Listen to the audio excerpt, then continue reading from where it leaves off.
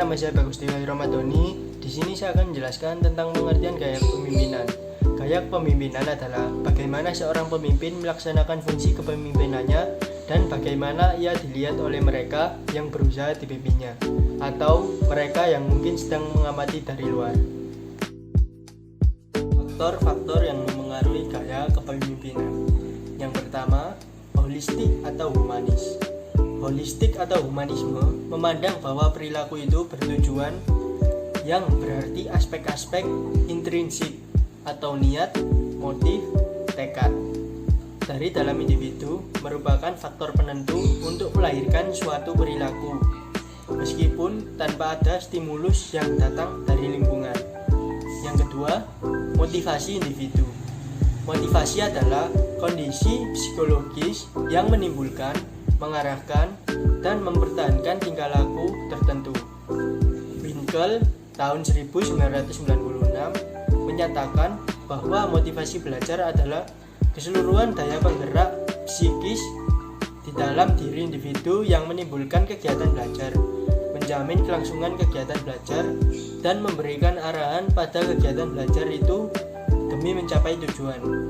Yang ketiga, bentuk perilaku individu. Bentuk-bentuk perilaku individu tidak terlepas dari kepribadian yang dimilikinya. Kepribadian ini terdiri dari 3 elemen, yaitu ID, ego, dan superego. 3 kepribadian inilah yang bekerja sama untuk menciptakan bentuk-bentuk perilaku manusia yang kompleks.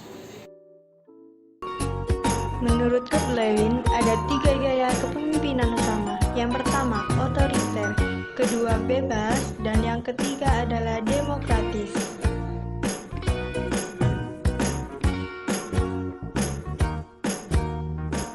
Gaya kepemimpinan otoriter.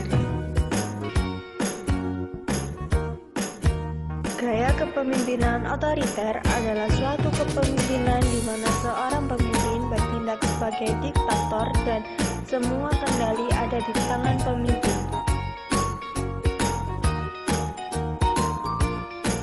Berikut adalah contoh gaya kepemimpinan otoriter. Bapak, ini hasil analisis kami tahun ini.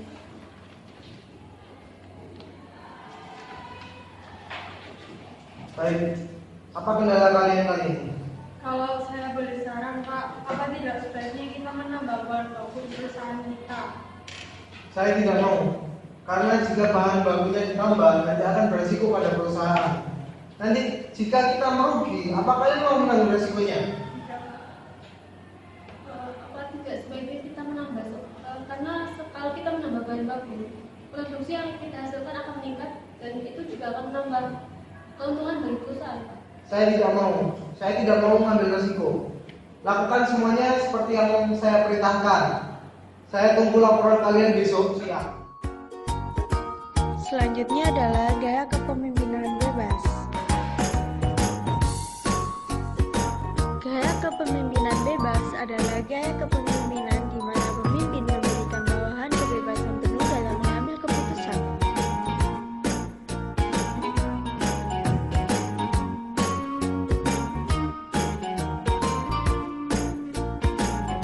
Berikut adalah contoh gaya kepemimpinan bebas.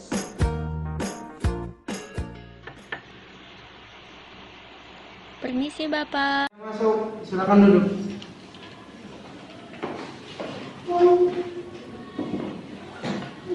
Pak, ada apa? Anda memanggil kami kemari? Saya ada tugas buat kalian. Tolong analisis laporan keuangan kita tahun ini. Terserah kalian mengerjakannya gimana.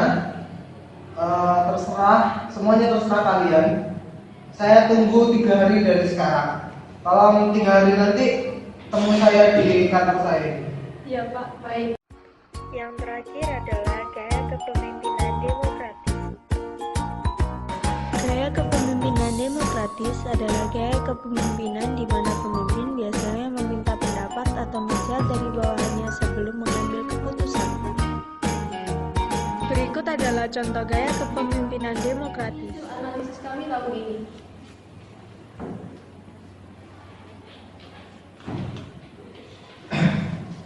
Baiklah, apa kendala kalian kali ini? Kalau saya boleh saran Pak, apa tidak sebaiknya kita menambah bahan baku di perusahaan kita ya Pak? Boleh juga. Apa ada pendapat lain? Menurut saya kita lihat dulu target pasar. Jika permintaannya naik, kita tambah bahan bakunya. Jika tidak, kita tetap seperti tahun lalu. Oh, baiklah.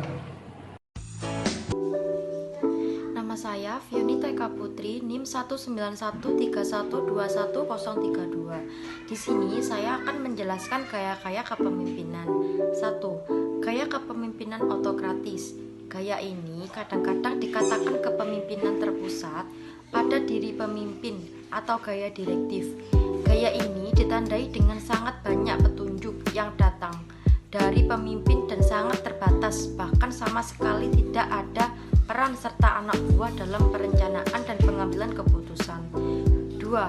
Gaya kepemimpinan demokratis. Gaya kepemimpinan ini mampu mempengaruhi orang lain agar bersedia bekerja sama untuk mencapai tujuan yang telah ditetapkan dengan cara berbagai kegiatan yang akan dilakukan ditentukan bersama antara pemimpin dan bawahan. Yang ketiga, gaya kepemimpinan delegatif. Gaya kepemimpinan ini dicirikan dengan jarangnya pemimpin memberikan arahan. Keputusan diserahkan kepada bawahan dan diharapkan anggota organisasi dapat menyelesaikan permasalahannya sendiri. Yang keempat, gaya kepemimpinan birokratis. Gaya ini dapat dilukiskan dengan kalimat memimpin berdasarkan peraturan. Perilaku pemimpin ditandai dengan keketatan pelaksanaan prosedur yang berlaku bagi pemimpin dan anak buahnya. Pemimpin yang birokratis pada umumnya membuat keputusan-keputusan berdasarkan aturan yang ada secara kaku tanpa adanya fleksibilitas. Perkenalkan, nama saya Mafiratul Hikmah. Di sini saya akan menjelaskan tentang gaya kepemimpinan laissez-faire. Gaya ini mendorong kemampuan anggota untuk mengambil inisiatif, kurang interaksi dan kontrol yang dilakukan oleh pemimpin. Sehingga gaya ini hanya biasa berjalan apabila bawahan memperlihatkan tingkat kompetensi dan keyakinan akan mengejar tujuan dan sasaran cukup tinggi. Gaya kepemimpinan otoriter atau authoritarian. Gaya pemimpin yang memusatkan segala keputusan dan kebijakan yang diambil dari dirinya sendiri secara penuh.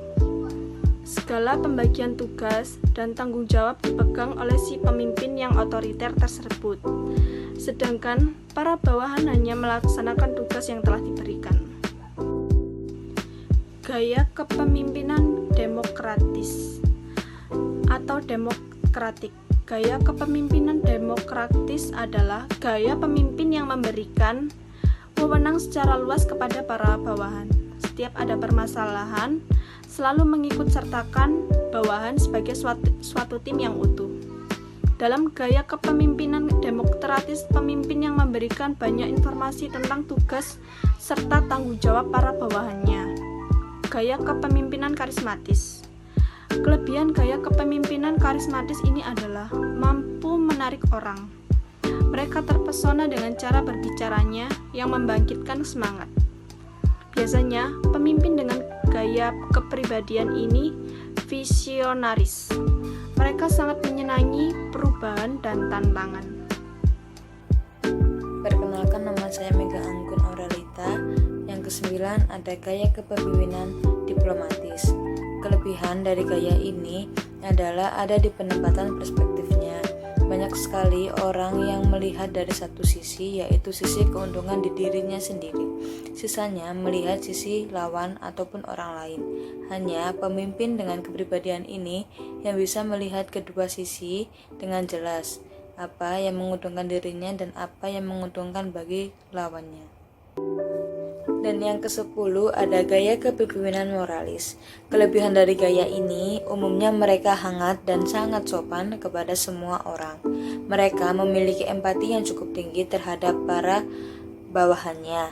Juga sabar, murah hati, segala bentuk kebajikan ada dalam diri pemimpin ini. Perkenalkan, nama saya Luki Ariza Juli Firnanda. Modeling the way and set the example for others. Kualitas terpenting bagi seorang pemimpin adalah personal credibility. sebagai fondasi suatu kepemimpinan. Personal credibility dapat terwujud dengan adanya trust di dalam suatu organisasi. Untuk mendapat kepercayaan dari anggota tim, pemimpin harus menjadi contoh, panutan, atau sebagai role model yang positif bagi tim. Konsep exemplary leadership yang digagas oleh James Kouzes and Barry Pazner dalam buku The Leadership Challenge yang menyatakan bahwa model The Way atau memimpin dengan memberi contoh yang teladan adalah perilaku yang harus ditunjukkan oleh seorang pemimpin. Menjadi seorang role model yang baik merupakan hasil dari proses panjang dan konsistensi seseorang. Ada 3 hal penting untuk mewujudkan leading by example atau biasa yang disebut sebagai pemimpin yang menjadi panutan. Yang pertama, ada menetapkan ekspektasi kinerja yang tinggi untuk dirinya sendiri dan untuk timnya. Dan yang kedua adalah adanya kesadaran untuk menunjukkan sikap dan perilaku yang diinginkan dari timnya. Kemudian yang terakhir adalah memberikan apresiasi dan pujian atas kinerja, upaya perbaikan dan perilaku positif yang ditunjukkan oleh anggota timnya.